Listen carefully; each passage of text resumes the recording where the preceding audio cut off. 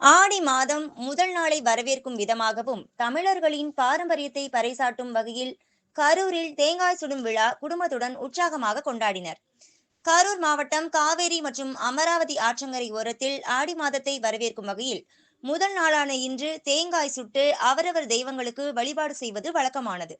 அதர்மத்துக்கும் தர்மத்திற்கும் இடையே நடைபெற்ற மகாபாரத போர் ஆடி மாதம் 1ஆம் நாள் தொடங்கி 18 நாட்கள் நடைபெற்று ஆடி 18 அன்று முடிவுக்கு வந்தது என்ற ஐதீகத்தை கடைபிடித்து வரும் பொதுமக்கள்.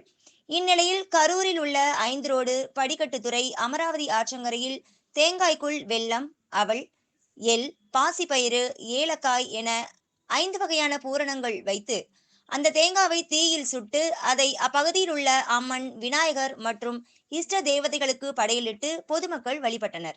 நோய் நொடியின்றி மக்கள் ஆரோக்கியமாக இருப்பது, ஆடி மாதத்தில் இருந்து நல்ல மழை பெய்து விவசாயம் செழிக்கவும், மனித சமுதாயம் சிறப்பாக வாழ வேண்டும் என அம்மனை வேண்டி இந்த தேங்காய் சுடும் வைபவத்தில் பொதுமக்கள், குழந்தைகள், முதியவர்கள், புதுமண தம்பதியினர் என பலர் ஈடுபட்டனர்.